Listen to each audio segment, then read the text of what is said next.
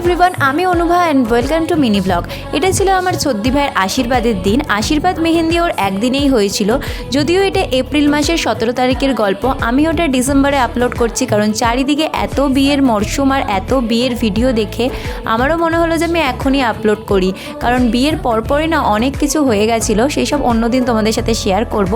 আর তারপরে টাইমও পাইনি ভিডিও এডিট করা, সব কিছু করে আপলোড করা কাজের মধ্যে। তাই এখন মনে হলো যে হ্যাঁ এখনই আপলোড করি, কারণ এখন না আমার খুব মনে হচ্ছে যে এখন কেন বিয়েটা হলো না। এই শীতকালে বিয়ের মজাটাই আলাদা। আমাদের যেহেতু তাড়াহুড়োতে গরমকালেই হয়েছিল, কিন্তু তখনও মজা হয়েছিল, কিন্তু এত গরম কি বলবো।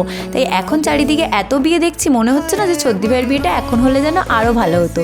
তো এখানে আশীর্বাদের সব ফুটেজ নেই, কারণ একটা মিনি ব্লগে এত কিছু দেওয়া যায় না। এখানে শুধু বাবা মা দিদিভাই আশীর্বাদ করেছিল সেটাই আছে। বাকি টিঙ্কুদা, দোলন দিদি, লিটুদার বাড়ির সবাই, অনেক কেউ ওকে আশীর্বাদ করেছিল।